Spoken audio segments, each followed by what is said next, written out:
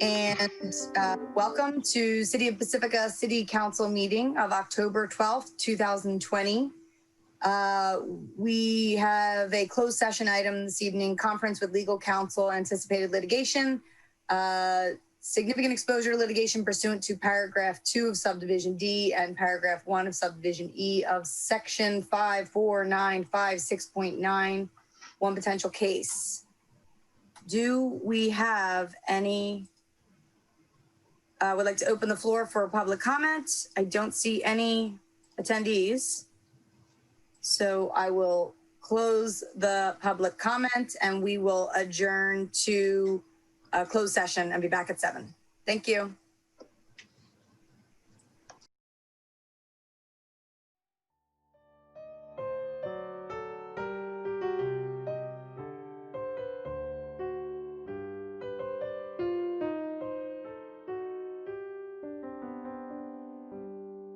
Council meeting on October 12th, 2020. We are joining this meeting after our closed session, and I would like to call the meeting to order at 7:03 p.m. Can I have a roll call from City Clerk, please? Councilmember O'Neill. Councilmember Beer. Here. Councilmember Vaterlas. Here. Mayor Pro Tem Beckmeyer. Here. Mayor Martin. Here. Okay, great. So tonight I just need to read some quick notes. This meeting will be conducted pursuant to the provisions of the Governor's Executive Order N-25-20 and N-39-20, which suspends certain requirements of the Brown Act, and pursuant to the orders of the Health Officer of San Mateo County currently in effect, as this meeting is necessary so that the city can conduct necessary business and is permitted under the orders as an essential government function. City council members and city staff essential to this meeting will be video and teleconferencing into the meeting, and there will be no physical location open to the public. Public can observe and participate in the meeting via Zoom link provided in the agenda or by phone to the dial-in number and webinar ID provided in the agenda. The meeting may also be observed on live local TV channel 26 or online at www.cityofpacifica.org/live-stream. For this meeting, live verbal public comments may be made through participation by Zoom. For members of the public participating by computer or smartphone using the Zoom link, use the raise hand button to indicate that you wish to speak on an agenda item during an oral communication when I call on you upon that agenda item. For those participating by phone, use the *9, that's *9, to raise your hand to request to speak. City Clerk will call upon speakers at the appropriate time and unmute you to talk after calling you by screen name or the last 4 digits of your phone number. So you'll need to know the last 4 digits of your phone number. You'll be prompted to speak and allowed up to 3 minutes or a time limit imposed at my discretion. Please clearly state your full name for the record and at the start of your public comment. Written and email public comments will not be read during the meeting. Written public comments received by 4 o'clock have been provided to City Council prior to the meeting, and they're posted on the city's website on the City Council agenda's webpage for public reference.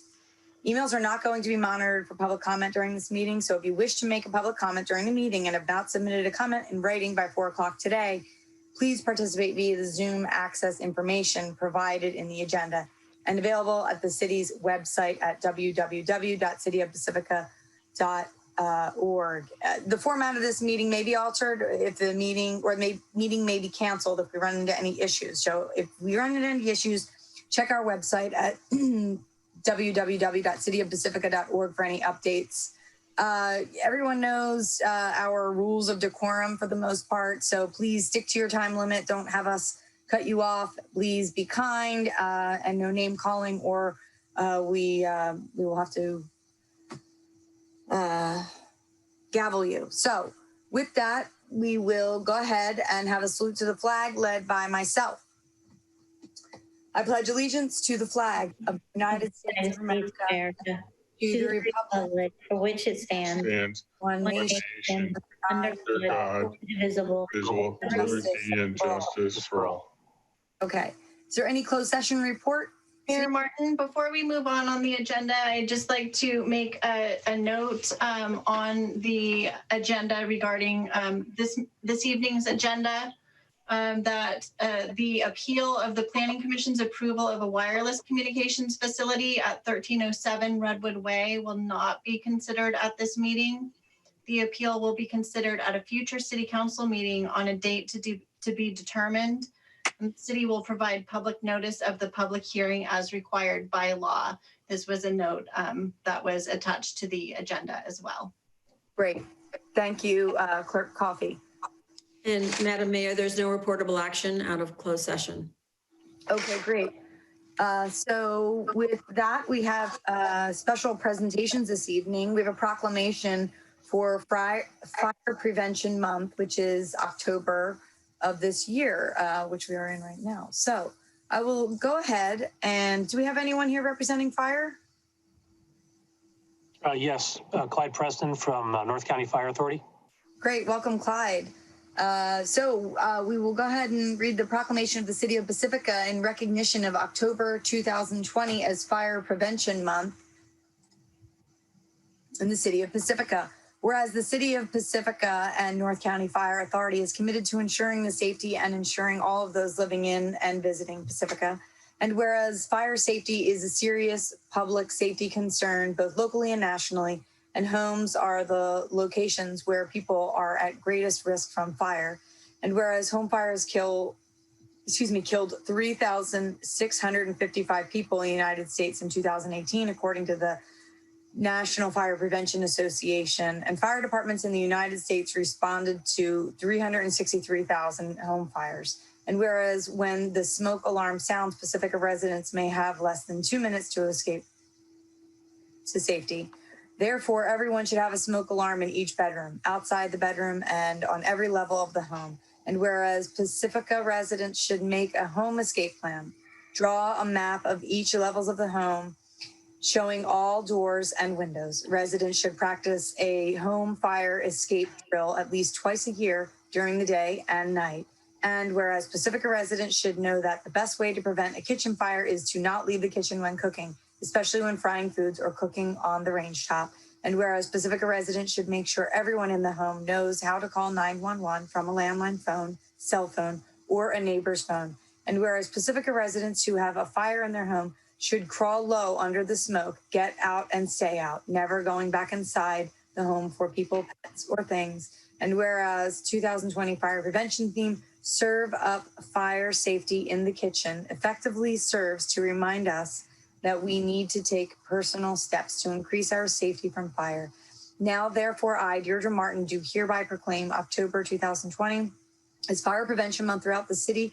And I urge all the people of Pacifica to install and test smoke alarms in their homes, practice exit drills in the home, not leave the kitchen when cooking, especially when frying foods, and to support the many public safety activities and efforts of the North County Fire Authority during Fire Prevention Month 2020, done this 12th day of October 2020. So thank you. Clyde, you want to say a few words? Certainly. First of all, I just want to thank you for declaring Fire Prevention Month in the City of Pacifica. Usually around this time, we're talking about our annual open house that we have at Station 72, but due to COVID, we weren't able to do that this year. But we want to let you know that we still have made a real strong effort to get out to our school children. And what we did is we contacted all the school districts here in North County, and we sent them a website through NFPA, the National Fire Protection Association, called sparkyschoolhouse.org. And anyone can look this up on the internet or our website at northcountyfire.org. And what this site does is it allows teachers to incorporate our fire safety messages, incorporate into subjects like math, science, history, and English as part of their normal curriculum. They help get our important fire safety messages out to the children in our community. So due to COVID, that was our effort to get that out to all the school districts this year, and including the City of Pacifica. So on behalf of Fire Chief Ron Myers and everybody at the North County Fire Authority, we'd like to thank the City Council for declaring Fire Prevention Month in the City of Pacifica. Thank you for all of your service. Thank you. Thank you. Thank you. I always think it's a good idea to change the batteries in your smoke detector when you change your clocks. And then you know they'll always be good. Now they have 10-year batteries, but if you still have the old ones, you still need to change them. Correct. And I would like to thank you for the effort to do the outreach with the students. I know it's a very unusual year. Ordinarily, we have visits to the schools, and that's always super, the students look forward to that in a huge way. But whatever level you're able to do is really, really welcome and really appreciated. Thank you. Right. Thank you. Thank you, Clyde. Let's see, do we have any public comments on our special presentation? I don't see any hands raised. Okay, we will move on to our consent calendar. Would any council members like to pull any items from the consent calendar? Mike? Yeah, I wanted to pull the item on the job descriptions. Okay. Anyone else? And I also have a question on the childcare Okay. item. Okay. And let's see, any attendees have any comments on any of our consent items? Now would be the time to raise your hand for any comments on our consent items. Okay, I don't see anyone raising their hand, so I will see if anyone has a motion. I'll move that we approve the consent items minus items number 7 and number 8. I'll second. Okay, can we have a roll call vote, please? Councilmember O'Neill, Yes. Councilmember Beer, Yes. Councilmember Vaterlos, Yes. Mayor Pro Tem Beckmeyer, Yes. Mayor Martin. Yes. And the consent calendar minus items 7 and 8 passes with a vote of 5-0. Okay. Mike? In regards to my question on item number 7, Lorenzo, when he was here, I think did the yeoman's work of budgeting, financials, and stuff like that, but I did not see that in the assistant manager's job description. So what are we doing in regards to finance and city budgetary items? Yeah, thank you, Kevin Woodhouse, city manager. The finance side of the house right now is in this interim period is being covered by our financial services manager, Sheila Choyao, myself, as well as some efforts from acting assistant city manager Weremeister / planning director. The longer term position replacement for the major finance tasks is under review, and on the next agenda, we're targeting some job description changes that might be that are related to that, either the next agenda or the or first agenda in November. Okay, so that you didn't forget about the budget. You're just continuing to revise those type of things. I never forget about the budget. Okay, I didn't think you did, but I just wanted to clarify, you know what I mean, what was going on, that's all. Yeah. And then number 8, in regards to the childcare, in reading this is not the childcare for the portables at the school. Is this the childcare that's at the community center? I'm gonna turn that question over to Director Perez, whom I believe is on the line, but let me, there he is, great. You're mute, Mike. Here we go. Good evening. It is actually for our regular childcare, not for the community center. This is an annual contract that we do for our subsidized childcare for our state preschool programs. Is, given the current economy and the fact that, you know, people are taking pay cuts or not working or whatever, is there any way to expand the subsidized daycare, since more people will probably be, and is there any need to see about getting more portables on the schools? Currently, no, we're not looking at that. In fact, and this is for our preschool, but for the space needs, you need staff members. And if you don't have enough staff, we're not going to be able to do, fill out the space. We've been talking to Pacifica School District, and they had offered some additional space to us, but we were unable to meet that. We don't have enough staff. And right now we are under COVID restrictions in terms of the amount of children that we can have and how many can be in the classroom, how many teachers can be in there, and they need to be in stable groups. And so based on that, we're handling all those we can take. We do have some folks that are in our subsidized program that if they are not attending in person, then they are part of a virtual learning as well. So they have that choice. Okay, but if the restrictions were to be changed to whatever color they need to go to, do you foresee that there could be a waiting list, or will we be able to ramp up, and will this amount cover the ramped up figure? Yeah, I'm confident. There's been no reduction in our state contract, so our subsidized program is being funded to the amount that we were planning pre-COVID. But in terms of ramping up, if school started, we'd start probably getting folks that would want to come into the program. I don't know that when the children go back to school, though, that they'll be coming in full time either. They may be on like an A/B schedule, so we'll still be dealing with a smaller amount of children, not up to our capacity. Being the state legislature, as of last week, looked like they were going to have to be doing some big budget cuts, and they were going to be cutting school funding. Do you think this is a program that might get the budget axe? I don't want to say no, but all indications up to this point, we've done well. We're still actually waiting to get paid for the last quarter for some of our subsidized contract for the last fiscal year. Sometimes the state will change a lot what they say, but they've been fairly consistent in trying to support childcare.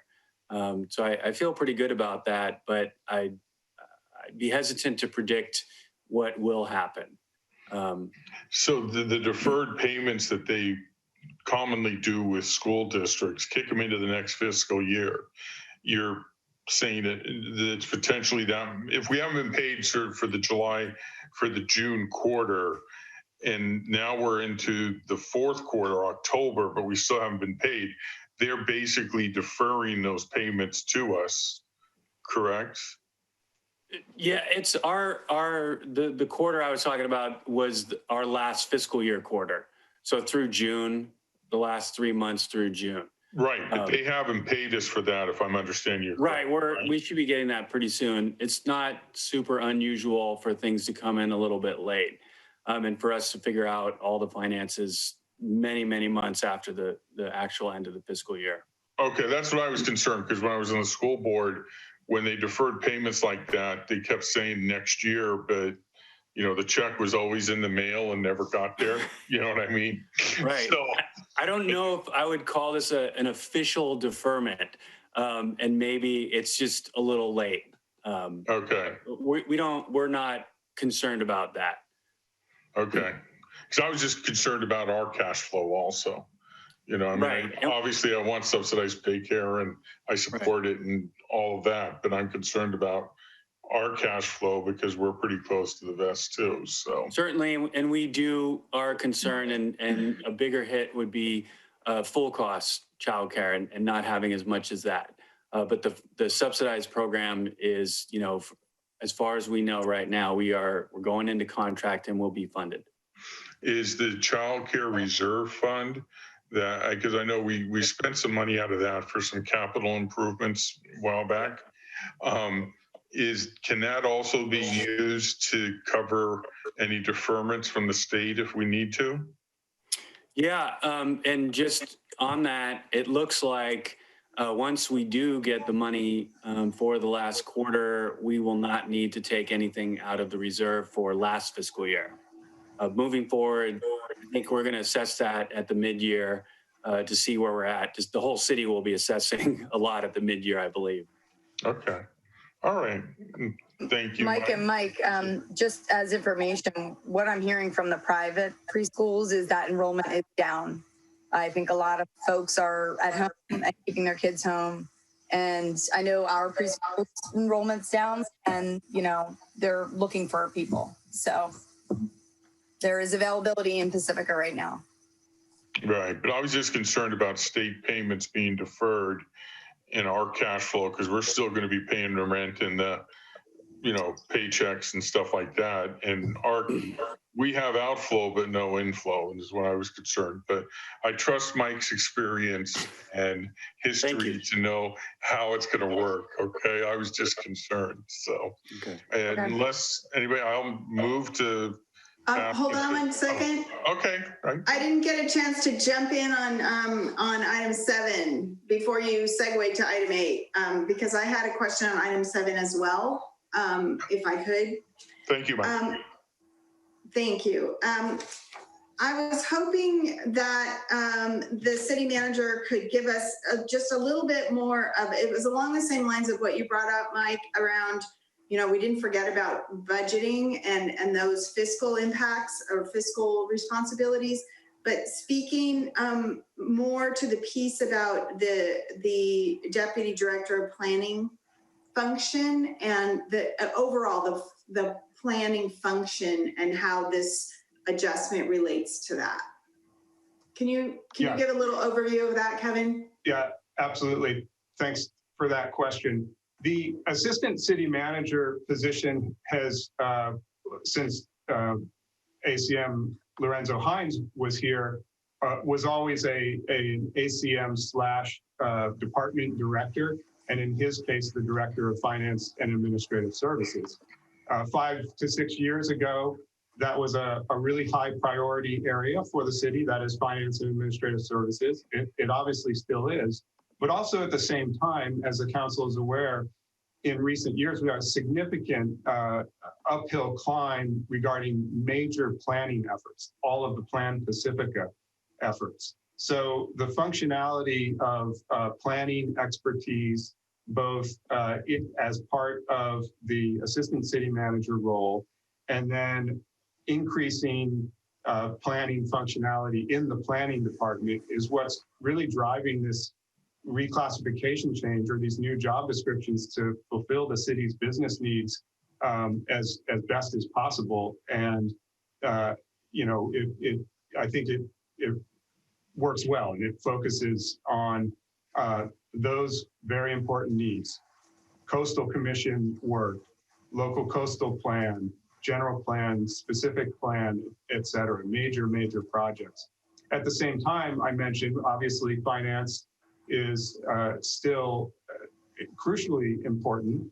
And we also have an economic development manager position that's vacant. So the next organizational assessment that I'm undertaking is to bring back some recommendations to the council regarding those positions and how to best fulfill the city's business needs.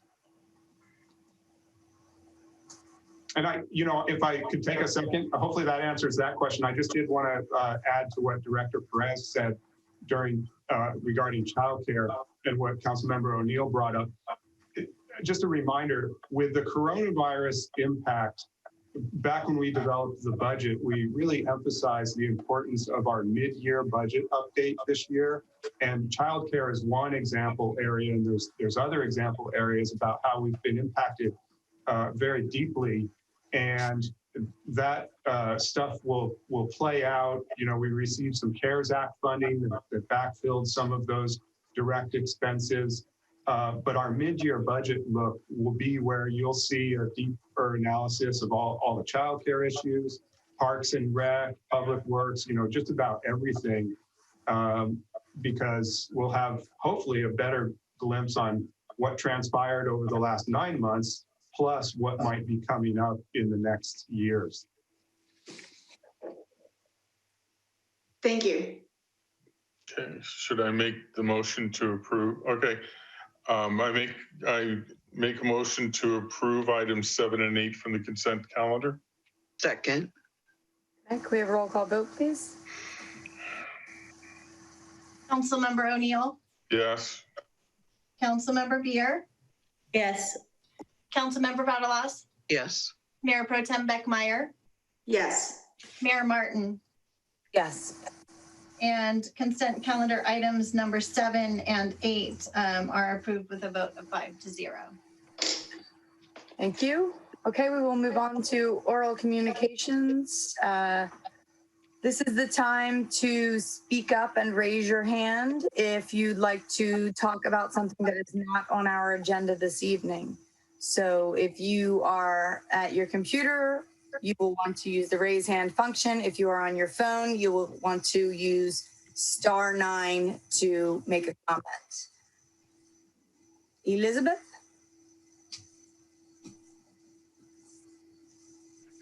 Our first speaker will be Carolyn Jaramillo. When City Clerk is ready. Okay, please state your name for the record. Hello, good evening. My name is Carolyn Jaramillo. Thank you, Council, for all the work you're doing to keep us safe during COVID. Recently, at a meeting for advocates for the unhoused on the coast, I learned that people forced to live in their motorhomes are now experiencing a great deal of suffering because of the implementation of the oversized vehicle ordinance and some of the confusion surrounding that ordinance and the signage. And I feel that the council members can alleviate that suffering. First, there's a great deal of confusion about places where motorhomes can park legally. So I'm asking that you please ask the police department to make this information available to people living in their motorhomes so that they will not risk getting a $78 ticket. Next, I request that you ask the police to discontinue shining bright lights into the motorhomes at night. Also, I ask that you post a message on the city website disavowing the harassment of homeless people or people forced to live in motorhomes. Ask residents to contact an outreach worker at the PRC if they feel they have some issue with a homeless person or if they see a homeless person that needs assistance. We want to take heart those signs that say Pacifica United Against Hate. And you have the leadership and the platform to do that. Please also reach out to any church willing to provide safe parking and waive the fee for that parking permit. And lastly, I ask you do not give up your responsibility to provide safety for vulnerable people. Reach out to the experts in the county and other jurisdictions who have created successful solutions. Thank you for listening. Thank you. Next, we'll hear from Suzanne Moore. Please state your name for the record. Suzanne Moore, and I have to agree with the remarks made by Carolyn Jaramillo. I am going to hopefully not repeat many of the wonderful things Carolyn said. On September 30th, Pacifica Housing for All hosted a community meeting on Pacifica's homeless, and the event featured a video with stories of 3 Pacificans who lost their homes. The video was followed by reports from 3 experts serving the homeless: Anita Reese from our Resource Center, Laura Bent from Samaritan House, and Pastor Paul Baines from Project We Hope. The evening had a few Zoom glitches, but it was filled with valuable information on systems and services for the unhoused, and it shared success stories in which folks were helped to stable housing. Pastor Baines spoke about East Palo Alto's decision to proceed with the community program in spite of opposition. Pastor Baines said that the larger community understood the importance of helping neighbors. Our unhoused are experiencing a deterioration of their already challenged day-to-day struggles. Due to problems with signage, people are receiving those tickets Carolyn was talking about. A ticket of $78 is costly to those with few funds. 5 tickets can result in a home being towed, regardless of efforts to comply with the law. And sadly, there are some bad actors in our community who are threatening, harassing, and vandalizing those who are homeless. Many in our community believe that no one should have to live in our streets, but especially in this pandemic and economic downturn, we should help our unhoused neighbors. And the council can hold enforcement of the oversized vehicle ordinance until Pacifica police make clear the areas for legal oversized vehicle parking. Past tickets could be forgiven during this initial time of confusion, and definitely we should speak out against negative words and actions harmful to our unhoused neighbors. A recent survey reminds us that the majority of those who live in motorhomes were priced out of their housing here, and they have strong ties to our community. Over 70% are working poor. A growing number of unhoused are over age 50. We look forward to a time when all Pacificans are housed, are safe, and are able to reach their full potential and contribute to our community. This will only be possible if we give a hands up to those who need a pathway to housing. Let's seek solutions rather than barriers to help our neighbors find their way home. Thank you.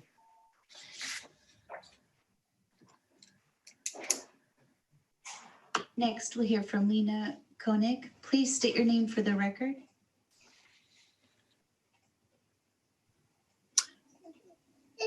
Hi there. My name is Lena Koenig, and I'm calling in regards to the Redwood Way Verizon application. I know it's being continued right now, so first and foremost, I'd like to thank everyone on City Council for all the hard effort they've been putting into this. However, I do want to mention that while Verizon works on a new location for the Redwood site, it's important to protect the other homes and residents from having the same problem in the future. So I respectfully ask you to add an agenda item as soon as you possibly can to start the process of officially updating our wireless ordinances. Thank you.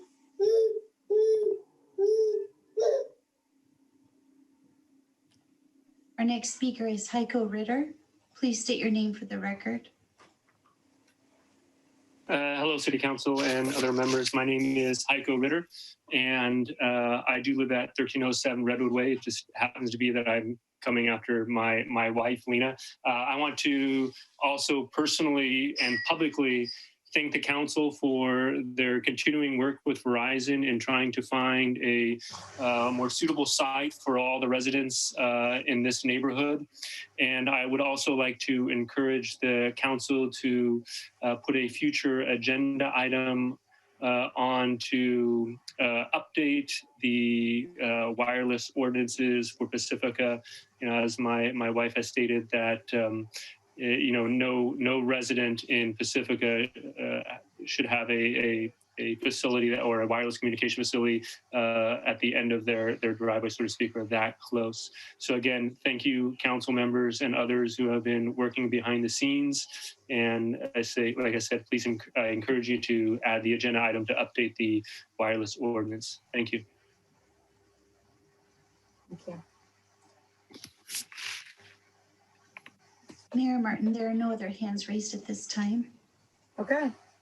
With that, I will go ahead and close oral communications, and I will bring it back to council for council communications. Would anyone like to go first?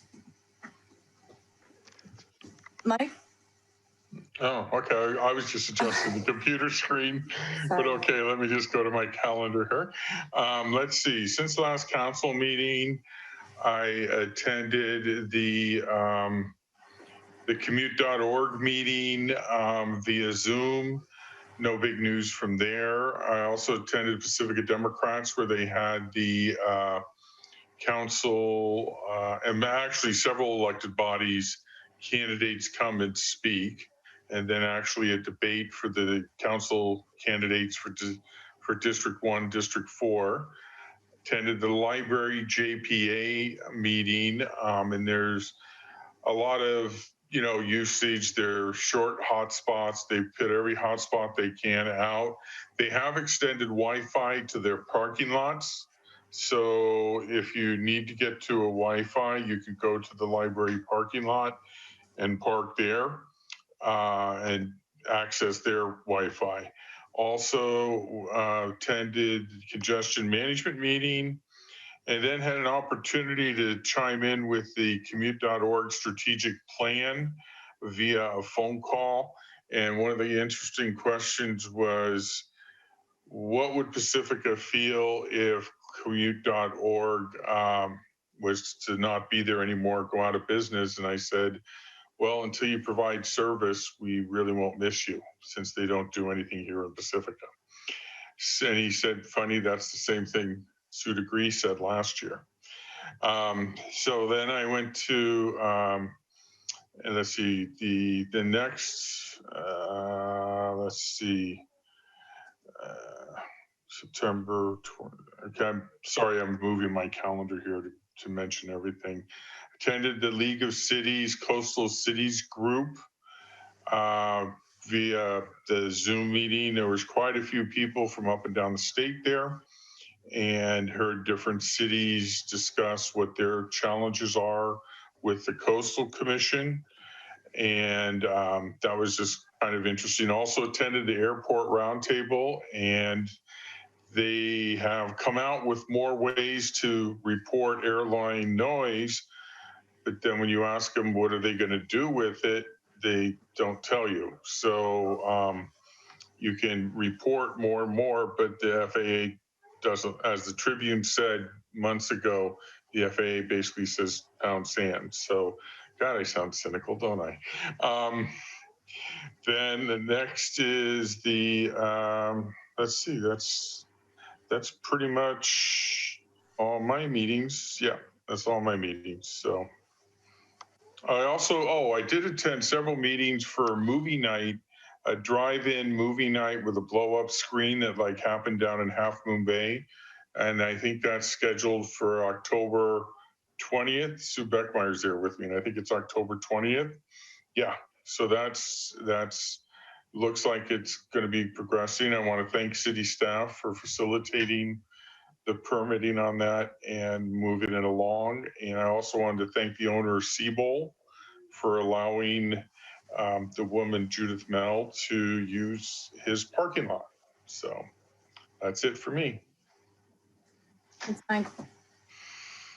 I'll go. Hi, Mary. Hello, everybody. So I attended the county COVID-19 briefing meeting. I don't go all the time, but it was good to check in and hear all the updates from that. I attended the League of California Cities annual conference, and so I was able to attend a few of the workshops. The role of governments in adapting to climate change was one, leadership in a time of uncertainty was another one, and advancing racial equity. So thank you for letting me attend all these workshops. It's really important that we all keep learning as we go along, trying to make decisions. So they're very helpful workshops. I also attended the joint articulation meeting, which is a meeting between both school districts and the water district and the city. And so it was really good to, it's always good to have relationships with other people in the city and other agencies in a way that we can share information with each other. And I just wanted to let the superintendent of Jefferson Union High School District, Dr. Terry Deloria, know how much we appreciate her and we're going to miss her. She's going to be retiring, and we're going to have Tony Presta as our new superintendent. So that's some big news coming from our school districts. Today, there's been a lot of news about some gyms and health facilities, and there's been a lot of bannering back and forth and some not very nice things happening. So I just wanted to take an opportunity to let folks know that, you know, we all handle this COVID a little differently. And so we have a choice about where we can go to the gym, right? There's a lot of gyms in Pacifica that have busted their butts trying to get everything in place so that they could open up and do it the right way. So we get to choose, you know, where we patron. So that's all. Thanks. Mary. Sue Varlas. Okay, so I went to last month I said this too, but I went to another town hall with Scott Wiener about the new rent issues. And I also attended a meeting held by an attorney about the rent issues. So I got two different sides, which is quite interesting to hear the differences. I did attend the meeting on homelessness that was put on by Suzanne Moore's group. I went to the emergency services San Mateo County Emergency Services Council, and we went over all the fires. And it's pretty amazing what they all went through with the fires. And they talked a lot about the fire in San Mateo County. I'm on the San Mateo County Recovery Council for COVID, and we're coming up with new things all the time to try to make sure that after this is over, that there is equity between everyone. And also I went to the League of Cities Coastal Group, and I thought it was interesting because there was a person who spoke from the Coastal Commission. And it was just interesting to hear someone from the Coastal Commission speaking, and that's it. I attended the League of Cities conference as well and found it to be really beneficial. Zeroed in on some issues related to CalPERS and trying to get a better understanding of the impacts of the economic changes and how that affects the amount of funding the city needs to provide to meet our CalPERS obligations at a time when CalPERS's own investments are not returning at the level that they had planned on. So that was a really beneficial, useful session. And I was also part of the Coastal Cities Group meeting. I think it was pretty well attended by Pacifica for obvious reasons. We have a lot of interest in the relationship between the League of Cities and the Coastal Commission, and the issues that they're focusing on their work plan have to do with short-term rentals and how those affect the ability to provide equivalent hotel short stays. There was a lot of discussion, and I was pleased to hear it, about the impact that can have on housing, providing housing availability. So it was, I was curious to know if we would hear much of that. And it's been on their work plan for a year, but it seems like they're developing that. And the other issues have to do with our local coastal plans and working more closely with Coastal Commission staff on making the timelines realistic for developing a plan, and how can shorter intervals of time be approached for reevaluating certain parts of the plans so that they're not going decades before they get re-upped. There's another area of concern that I can't recall right this second. I didn't have my notes in front of me, but those were really important things for us to keep focused on. And I attended a couple sessions on streets, making smart streetscapes and looking at what other cities have done around including the bioswales and traffic calming and all of those kinds of things, which we've been doing in Pacifica. So I wanted to really invest some time in those as well. I think that's all I have. Thanks. Thank you.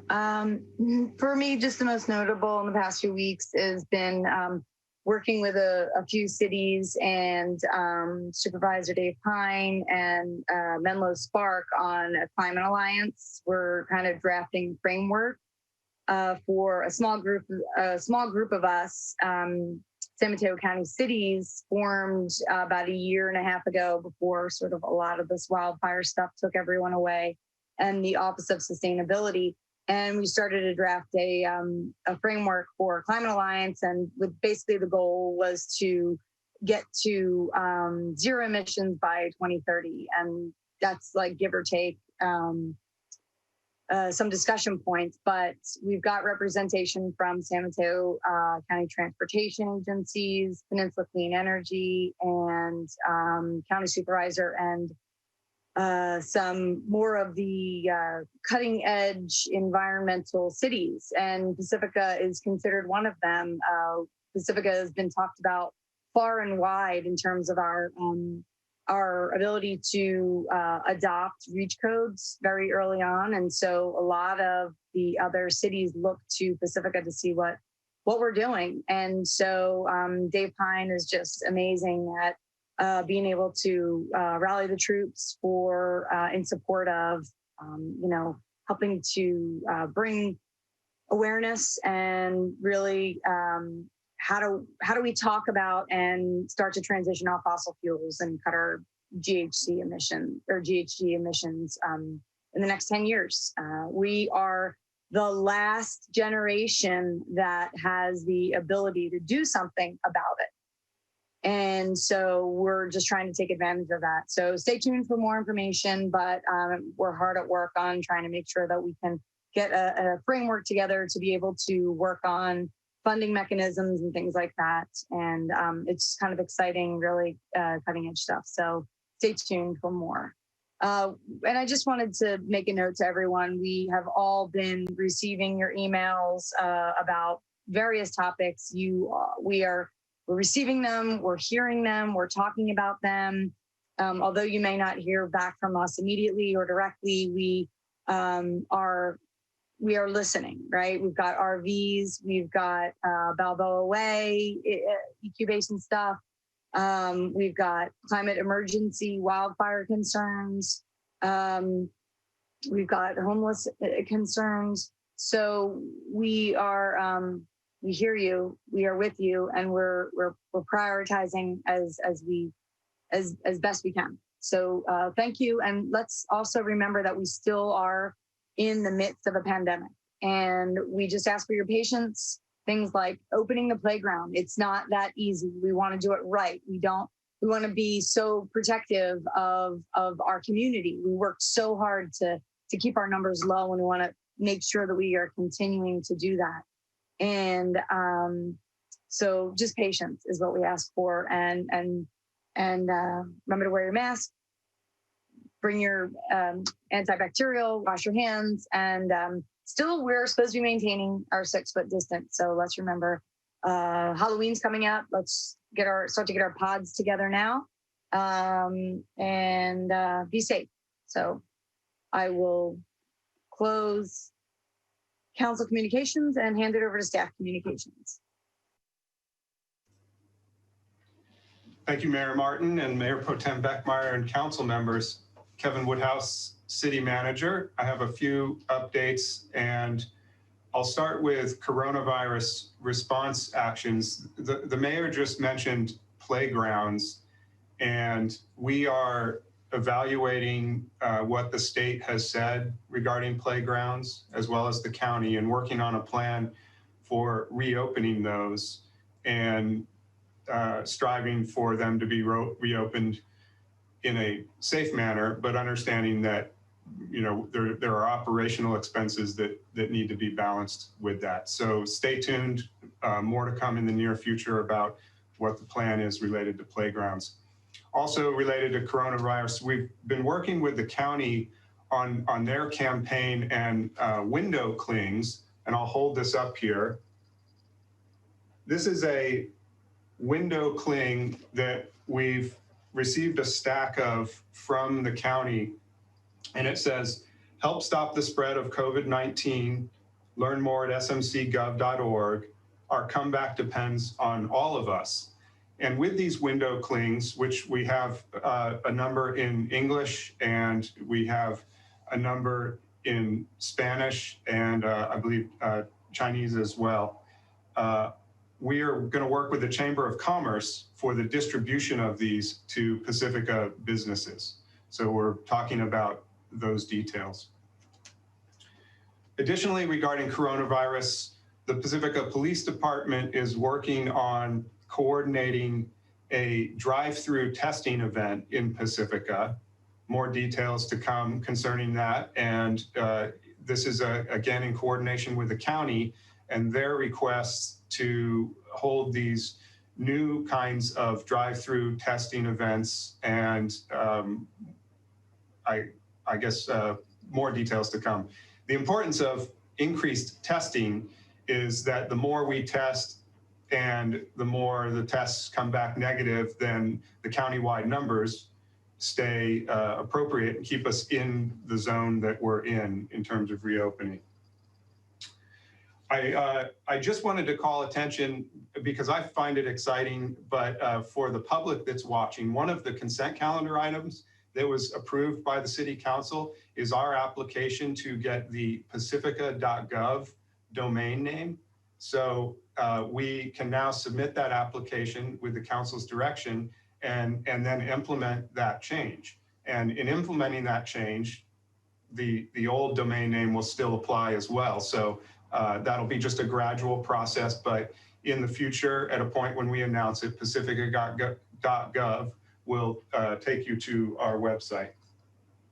And just finally, that I also attended several sessions of the virtual League of California Cities conference, and always find those sessions to be valuable. There's more sessions than we can all collectively attend, but it was very informative, and I think for the most part was pulled off pretty well in this virtual environment.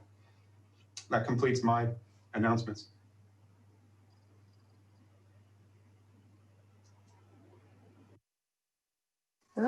Anyone have any? Thanks, Kevin. Everybody good?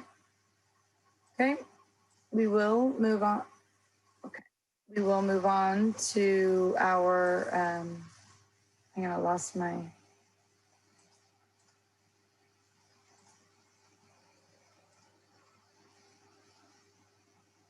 There we are. Okay. Yeah, let's move on to our public hearing, which has been the proposed action for the appeal of the Planning Commission's approval with conditions of site development permit, PSD 843-19 coastal development permit at 1300 Danman has been, the proposed action is moved to continue the item. Tina, do you wish to present anything? Nothing further to present, only that by mutual request of both the appellant and the applicant, they're asking that the item be continued to November 9th.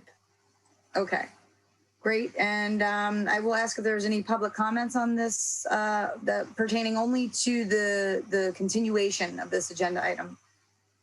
Open it up for public comment. I don't see any hands raised, so I will close public comment and then ask for a motion. I move that we postpone this item until November 9th. I second. Okay, can I have a roll call vote, please? Councilmember O'Neill, Yes. Councilmember Beer, Yes. Councilmember Batterlos, Yes. Mayor Pro Tem Beckmeyer, Yes. Mayor Martin, Yes. and that passes with a vote of 5-0. Okay, thank you. Item number 11 for consideration, report on street maintenance program and authorization of program improvements and next steps. City Manager. Yeah, thank you, Mayor Martin and Mayor Pro Tem Beckmeyer, council members. Kevin Woodhouse, City Manager. I'm just going to make some brief introductory comments and context comments, and then turn it over to Public Works Director Peterson to provide a very detailed presentation about the city's street maintenance program. So I thank you for your patience throughout the presentation, because it's a detailed topic and it's an important topic to the city, to the community. Director Peterson brings quite a bit of streets experience to Pacifica from her prior experience. And so we're really pleased to be presenting this tonight, because what it does is lays out the groundwork for the way that Pacifica, within our limited ongoing funding for streets projects, can gradually increase our PCI. And Director Peterson will run through all of those details. The item that I wanted to also draw your attention to is we prepared an addendum to tonight's item and provided it to the council as well as publicly on the website. Because one of the very frequently asked questions when you're talking about 5-year maintenance programs, whether it's related to streets or other things, is, well, why is my street not included in this 5-year plan? And that's a natural question to ask. And the addendum, which Director Peterson will also address tonight, really provides an explanation to that frequently asked question. So without further ado, I'll turn it over to Director Peterson. Thank you. Good evening, Mayor Pro Tem, and council members. So yes, tonight I'm going to be providing you with a report on the city's street maintenance program. Next slide, please.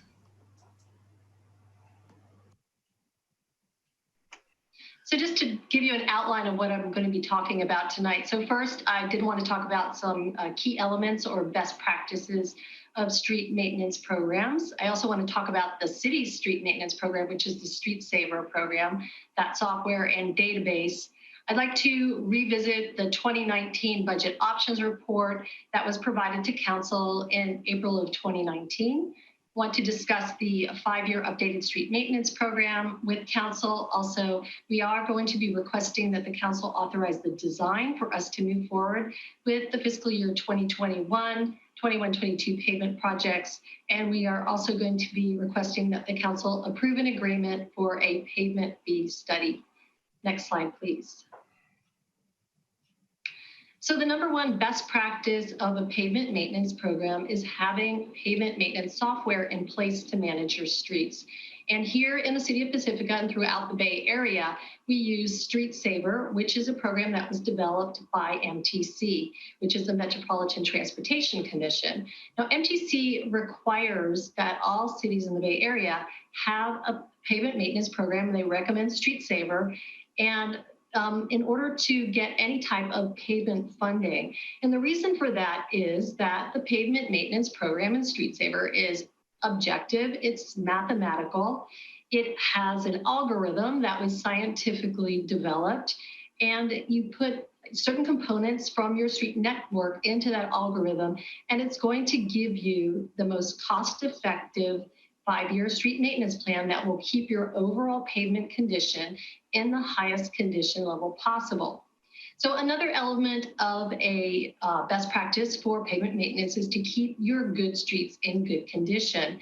And it's because, as it says on the slide, it costs less to maintain streets that are in good condition. You can see from the slide that pavement degradation curve. It shows you that if you can get on your streets when they're in good condition and put a slurry seal on them, that is going to be a very inexpensive treatment.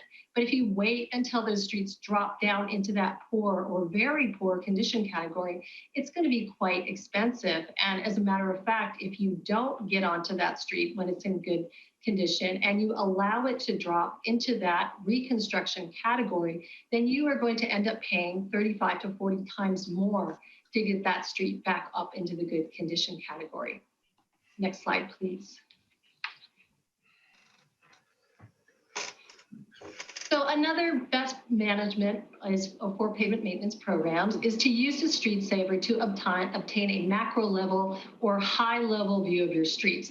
So what Street Saver does is it's going to provide a list of streets and treatments that you should go out and do in order to have that most cost effective 5-year program. But on top of that, you need to have an engineering assessment of every single street that comes out of the Street Saver program. And for the updated 5-year program, we did hire a pavement consultant, and they did go out there and do that engineering assessment on every street. And that's required so that you can verify that you are using the correct treatments on those streets. You're also going to want to try to catch streets that are maybe going to be dropping into a costlier repair category. You're going to want to group streets because, of course, you're going to get a much better cost from your contractor if the streets are all in one location instead of if they have to start jumping around the city to take a little piece here and a little piece there. You're also going to want to look at any kind of upcoming construction projects that may be happening on that street, like a land development project or a utility project, because you don't want to cut your new streets. Now, another best practice is also to try to fund for optimal pavement condition, which is always the very good condition category.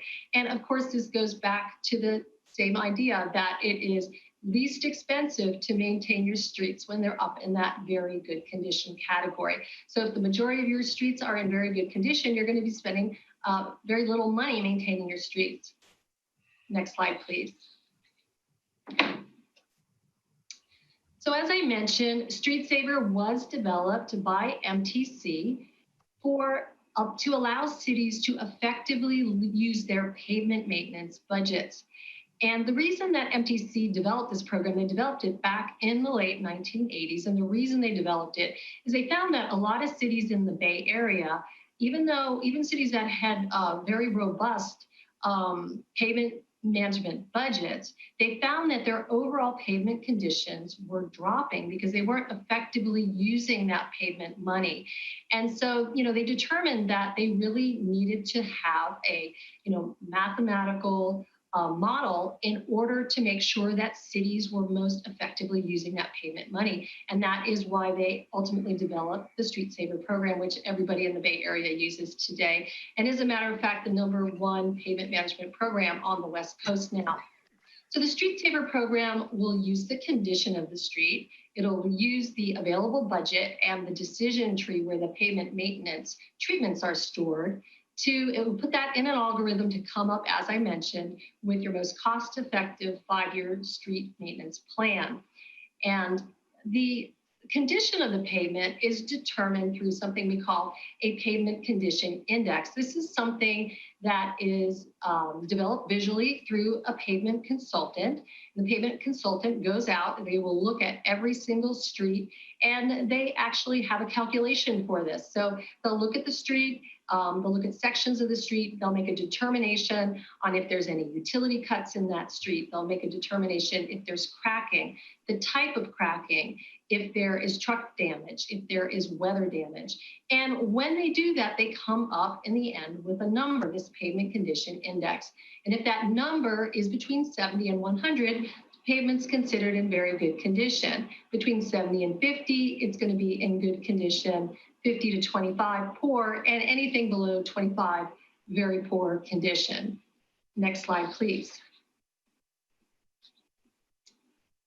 So as I mentioned, the decision tree is where the street treatments are determined, and it's determined using the pavement condition index that is available in the program, and also the street classification. So if the street is a residential, a collector street, or an arterial street.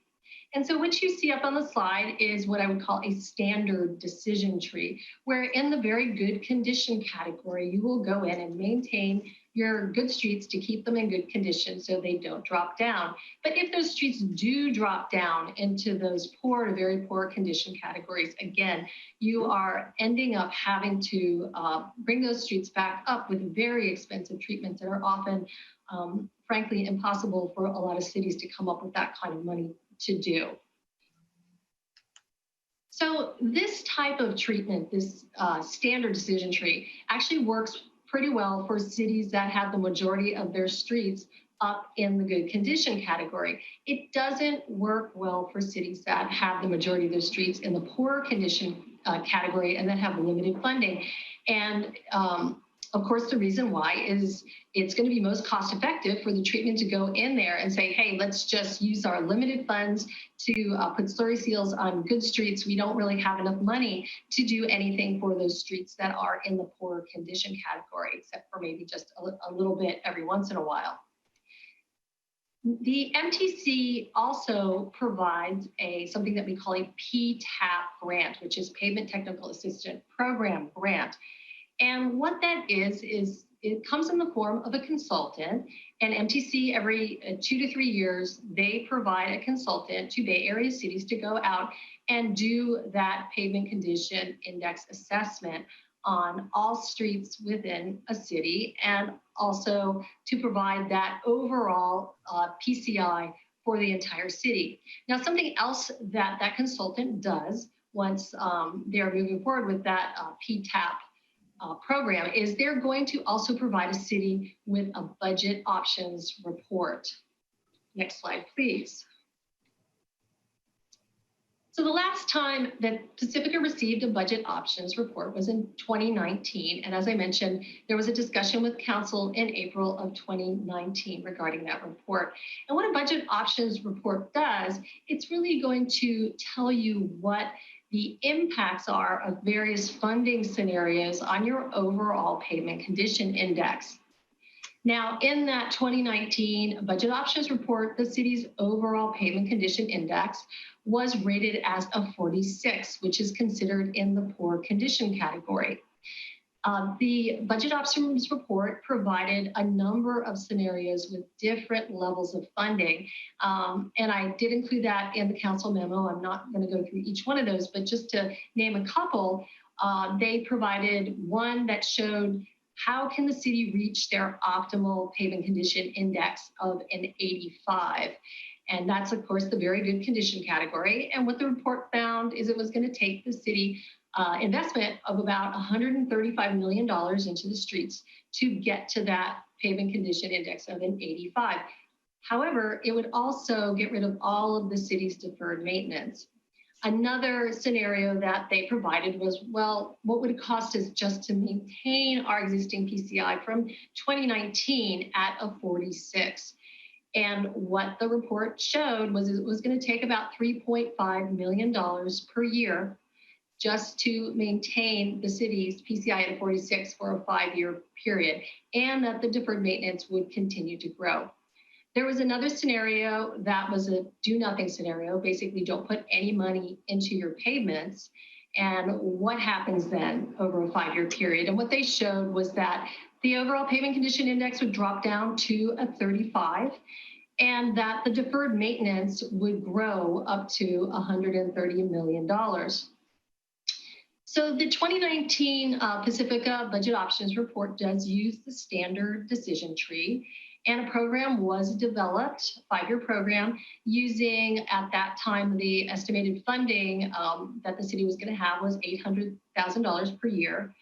And of course, as discussed, because it's going to be most cost effective in a standard decision tree to put the majority of your payment money to keep your good streets in good condition, the number one treatment in that program was for slurry seals. Next slide, please.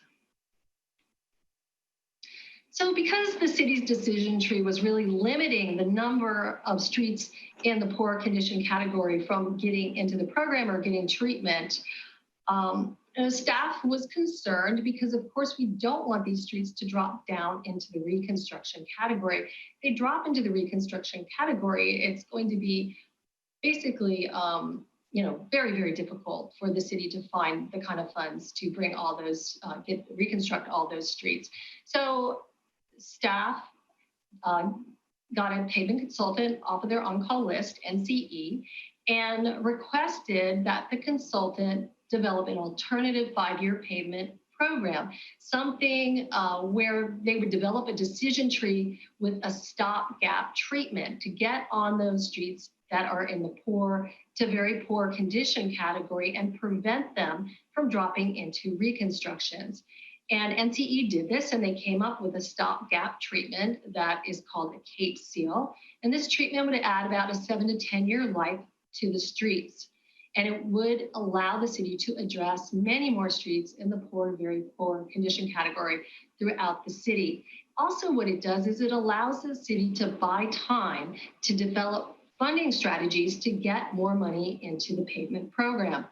So that new decision tree with stopgap treatments, you can see up on the slide, and what it's going to do is it is going to continue to use slurry seals on streets that are up in the good condition category to keep those streets in good condition. Because as we said, that is one of the tenets of a good pavement maintenance program.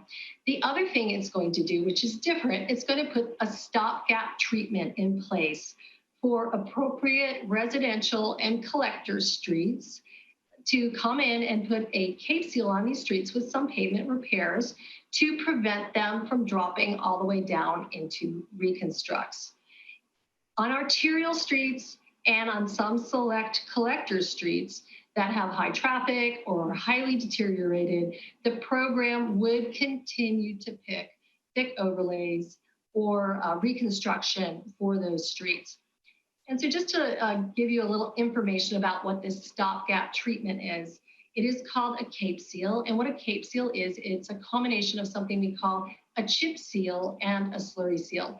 Now you saw a slurry seal that went down recently on city streets. There was just one on Terra Nova Boulevard and some other streets throughout the city. But the chip seal portion of it is a liquid asphalt that is sprayed onto the street.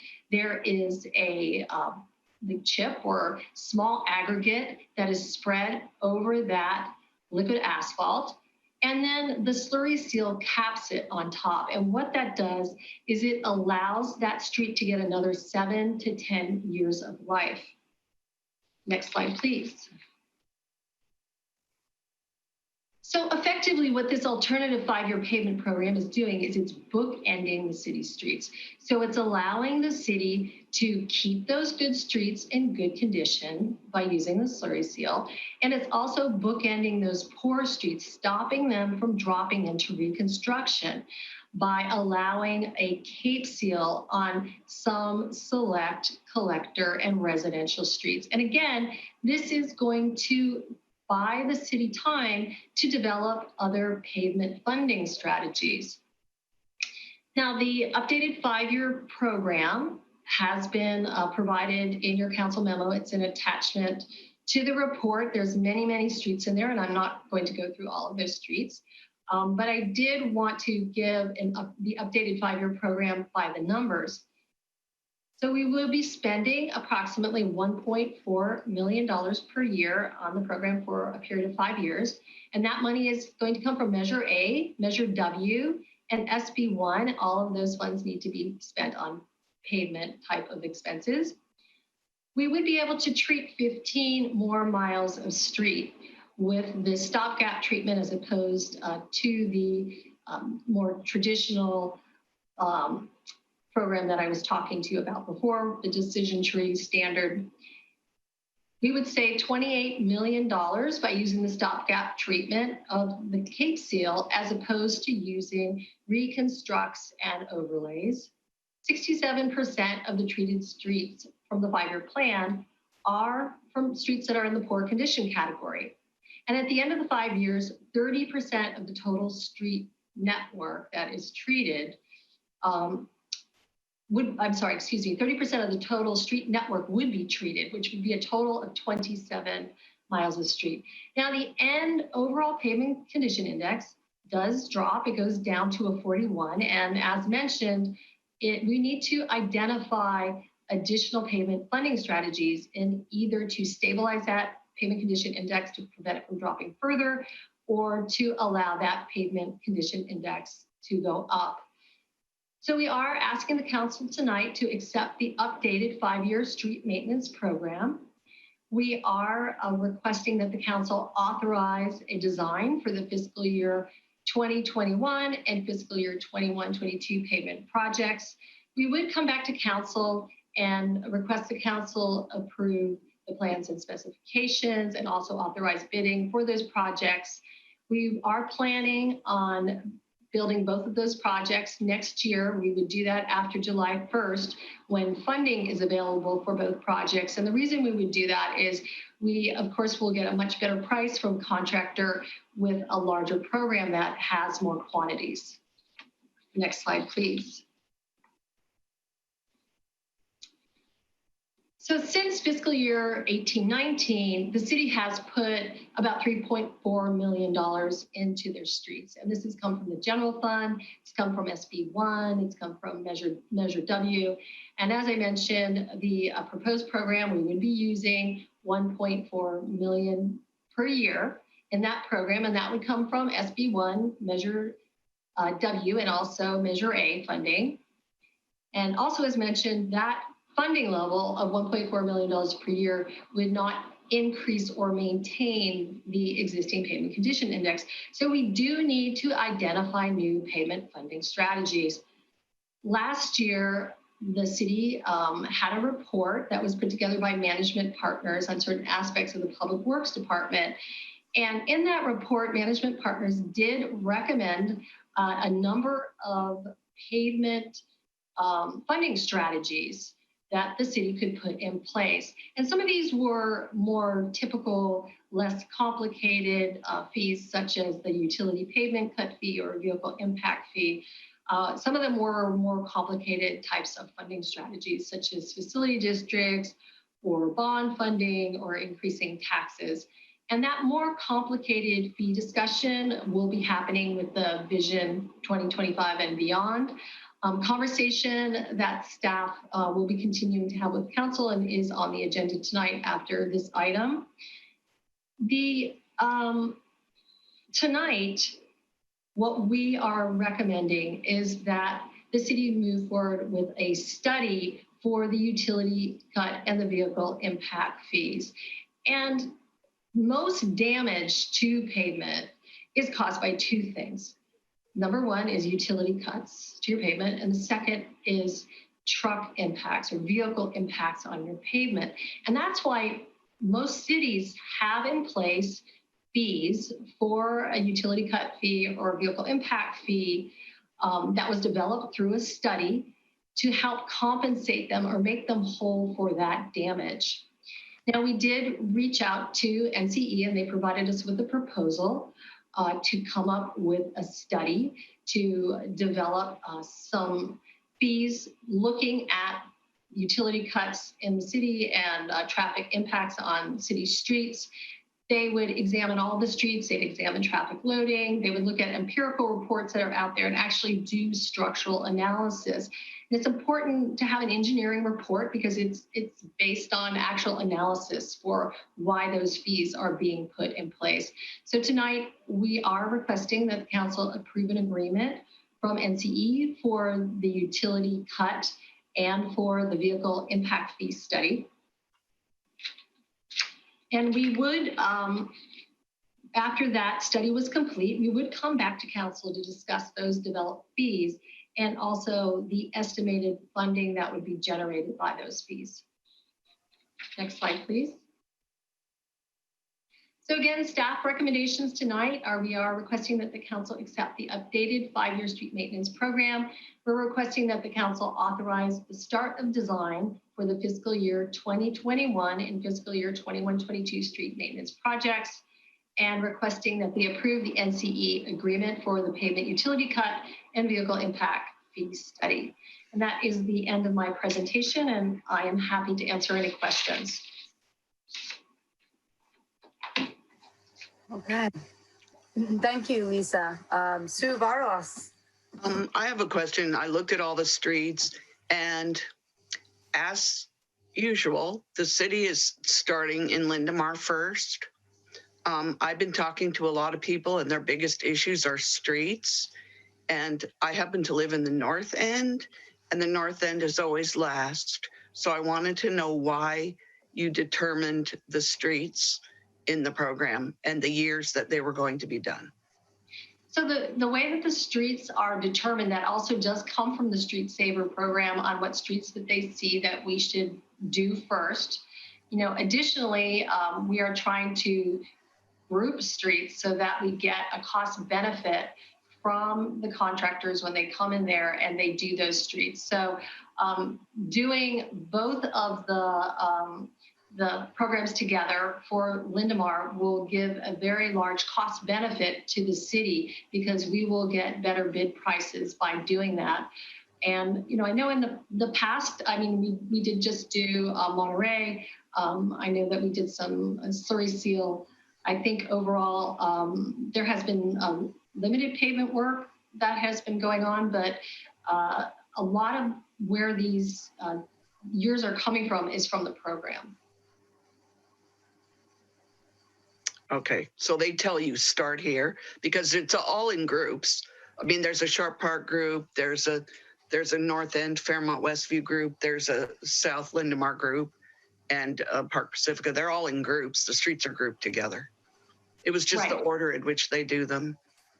Well, so that, as I mentioned during the presentation, so we have a pavement consultant that comes in and they do help group the streets by year. So because if we had a contractor that came in that was going to do, let's say, a little piece in the north, a little piece No, in the south. I was saying as a group still. Do each group, but okay, whatever. Thank you. Mary, did you have a question? Oh, sorry. Then it was Mike. Hi, Lisa. You and I had chatted a while back on the phone, and I just wanted to clarify, did I understand you correctly that when you do the stopgap stuff, you would do like the center of the street, but like where cars park would not be done? Did I? So it really depends on the street. Every street would be different. So there has to be an assessment, and that's going to be part of the design element that we'll be doing. So every street that's going to be getting the stopgap treatment will have to be reviewed for what type of pavement repairs are going to have to happen in order to then come in and put that Cape Seal treatment or stopgap treatment on the street. So it will vary from street to street. So some streets will have a new center and old sides, right? I just want to be sure everybody knows that that's the potential coming in. Yeah, so it's again, it's not an overlay, so it's a Cape Seal, but we do have to go in there and we have to do some pavement repairs in some areas in order to even be able to use this stopgap treatment on streets that are in the poor to very poor condition category. So it depends on how bad the condition of the street is. We would go in there and do something, that we call leveling course, or what you might consider patching, to get in there and try to cover up some of the worst spots to be able to get that Cape Seal treatment on the street and have it work correctly. And in looking at the contract for NCE, it says right in there 75,000 with a contingency of, what is it, 12,000? And I don't know, I just find it kind of odd that we're saying right on the first page that, hey, we're willing to pay you another $11,000 or $12,000. That's kind of odd. Why, if it's 75, it's 75. And why are we putting in the contract that we will pay you another 12,000 if this happens? So there is some optional items that are shown in that contract. And if we were to use any additional contingency, it would be for those optional items that they've already stated and listed. And we already have pricing for, but ultimately right now, we're not necessarily anticipating that we're going to be using that. If I could add, Councilmember O'Neill, Kevin Woodhouse, City Manager, to that, I just want to be clear that almost all of our public works contracts have contingency dollars, and the use of those contingency dollars is vetted through the project need or change orders. It goes through its own evaluation process to allow the contingency to be used. And then this was, this vendor that NCE was chosen by MTC, if I read that correctly, because I noticed, I went back and looked at the report from 2019, and I saw we had QES, I think it was, and how come we just being there familiar with it and everything else, why we're not using QES again, basically? Yeah, so NCE is on our on-call list, and NCE and QES, there's about 4 pavement consultants, maybe 5 in the area that rotate and do the city's program. I suspect that NCE has been here before and has done the assessment on Pacifica streets, because the way MTC works is they like to switch up their consultants. They don't want to have the same consultant come out 2 years later, have that be the same consultant. So NCE is one of the premier pavement consultants in the Bay Area. They have been here for many years. They were on the city's on-call list, and were felt for this a little bit more challenging task of trying to figure out the best way to prevent the city's streets from dropping into the reconstruction category, that they were really going to be the most qualified to do that. And then last question, the potential fee for looking for utilities, right, cutting a street and stuff, would that also apply to the North Coast County Water District? So that we'll come back and have a discussion with the council. Ultimately, the way most cities implement it impacts anybody who's cutting the city streets. So anybody who would come in and cut the city streets would pay this impact fee. And the reason is, as I mentioned, that's probably one of the most destructive things that happens to a pavement. Once you cut that pavement, and even if you come back and patch that trench and make it look almost exactly as that pavement looked before, what they have found is when they go out and they do deflection testing on the pavement, it's lost years of life. And that's just, scientific facts of pavement, that distress studies that they have done over the years. So ultimately, typically cities would implement that with every utility, but we would be coming back to the council and have a discussion on if and how the council wanted to implement fees. And so then we would come up with I would imagine this study would also have something for a sewer lateral replacement, which is a cut in the middle of the street. So would that be included in this study, and we would start charging that fee? So yes. So anytime your street is cut, you're going to be impacting the life of that street, whether it's a sewer lateral, whether it's down the center of the street. As mentioned, that's probably one of the most destructive things that happens to pavements. And how the fee is going to be implemented will really, or if it's even implemented, it will really be up to the council. Okay. And then regarding the Recology trucks, like there's 3 cans in front of my house tonight. So in theory, there might be 3 trucks coming down here tomorrow. Is that considered part of the rate increase when we look at rate increases for Recology? So this study, since it has not been done yet and there's been no fee developed, would not be included in anything that of that upcoming discussion with Recology on their fees that's going to be happening in November.